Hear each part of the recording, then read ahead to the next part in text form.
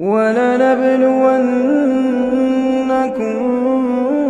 بِشَيْءٍ مِّنَ الْخَوْفِ وَالْجُوعِ وَنَقْصٍ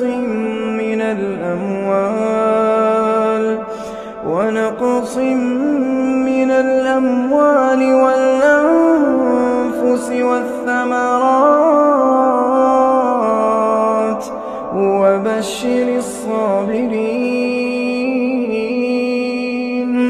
وَبَشِّرِ الصَّابِرِينَ الَّذِينَ إِذَا أَصَابَتْهُم مُّصِيبَةٌ